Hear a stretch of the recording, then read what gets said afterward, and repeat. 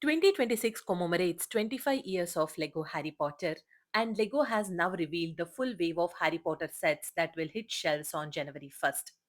Totally, there are more than 190 sets revealed, out of which 8 are Harry Potter sets. As part of the 25th anniversary celebrations, we are getting a new collectible part scattered across some of the Harry Potter sets. This idea is similar to the wizard cards and the portraits we have seen before. Without taking much time, let's get started with the smallest set in the lineup.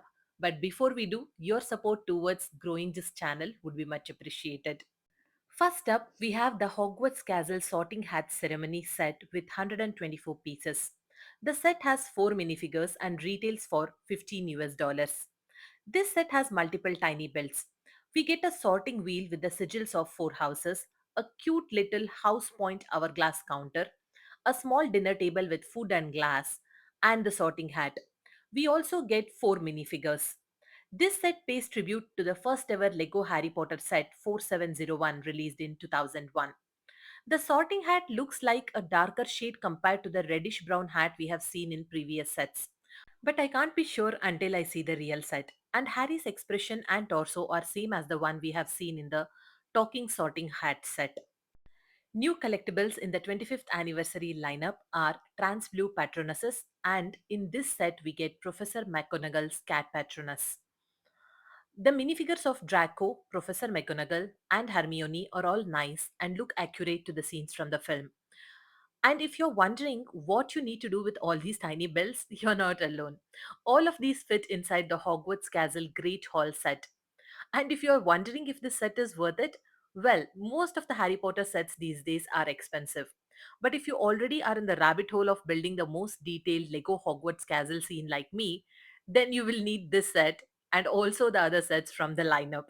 But you can always wait for offers and discounts during the Back to Hogwarts sale in September for all Harry Potter sets. Next, we have the best set from the drop. That is Hagrid and Harry's Privet Drive Escape with 124 pieces and 4 minifigures.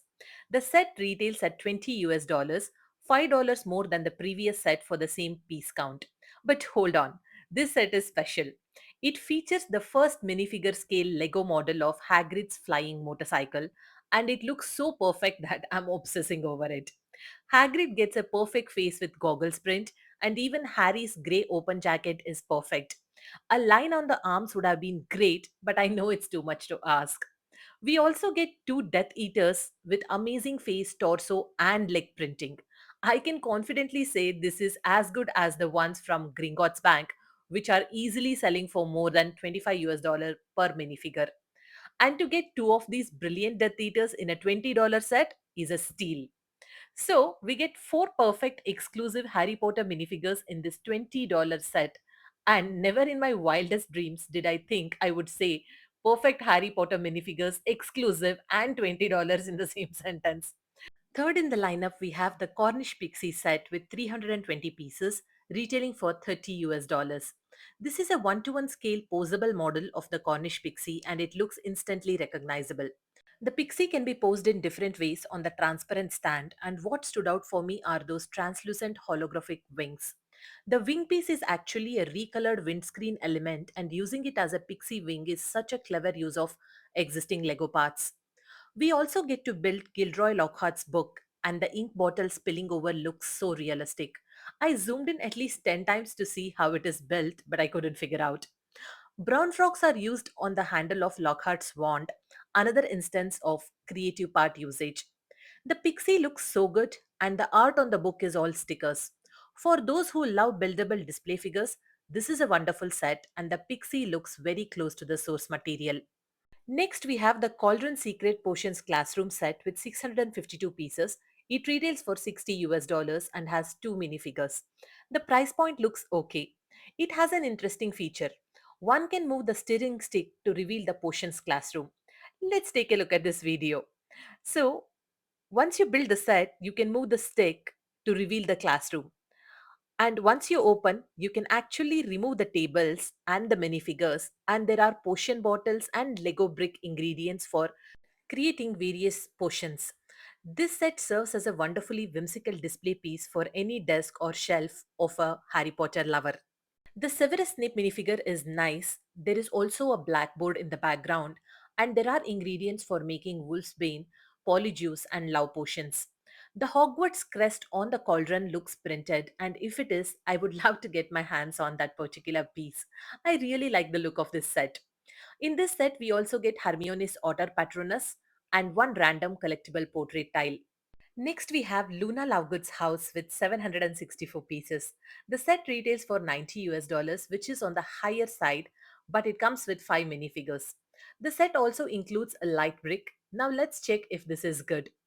After the Burrow set with creative angles, this charming location from Deathly Hallows finally gets the Lego treatment. And from the front, it looks really good. There is graffiti art on the wall, all of which are stickers, and the overall shape of the house looks neat. The window colors in purple, aqua, and green shades look beautiful, and the use of dark gray curves and slopes to create the angles is really nice. The references to the dirigible plums and the bush outside the house are all well thought out. I just feel the roof angles could have been slightly better, but it's just me nitpicking. Now, the reverse opens dollhouse style and it is narrow as expected based on the piece count, but it is loaded with details.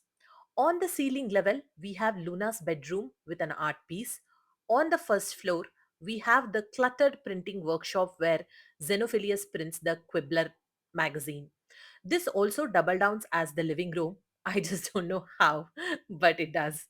On the ground floor is the kitchen with a dining table and chairs. Upon removing the furniture, you can free up the wall in the kitchen and project images from the tale of the three brothers. You can also recreate the hero's escape scene with the Erampent horn. Though small, Luna's room is nicely decorated but with stickers. In the minifigure lineup, we get Luna, similar to the versions we have seen before. There is also a printed Quibbler magazine tile, which is nice. And for the first time ever, we get Xenophilius Lovegood as a minifigure, and he looks extraordinary with all that printing and hairpiece. He looks perfect. He also has the printed Deathly Hollow style with a quill representing the scene where he draws it in the movie. Hermione holds the book, The Tales of Beedle the Bard. Luna, Harry, and Hermione are all same as the ones from Malfoy Manor. With this set, we get Luna's hair Patronus. Also, I really wanted an exclusive version of Luna considering this is the first ever Lego model of Luna's bottle shaped house. But Lego giving us Xenophilius itself is a big deal, so I guess I should know better not to ask for it. Next in the lineup, we have the buildable version of Weasley's Enchanted Flying Ford Anglia with 868 pieces, and the set retails for 80 US dollars. The car looks really good from some angles and it may appeal to car collectors, but I personally cannot get past the buildable versions of Harry and Ron. More on that later. You can pop the trunk to store the suitcase, and pressing the front magically opens the doors and also the trunk to eject the suitcase. Amazing functionality, right? The car is 25 centimeter long, which is great for display, and from the side it looks kind of odd, but the front looks really good. However, the Anglia logo and Harry and Ron's faces are all stickers, which feels like a missed opportunity from Lego. Any given day, I would prefer the $15 minifigure scale Flying Ford Anglia over this particular set any given day. Not really impressed. Let me know, what do you think? Next, we have the Hogwarts Castle Hospital Wing set with 907 pieces, and it retails for 100 US dollars and comes with 7 minifigures.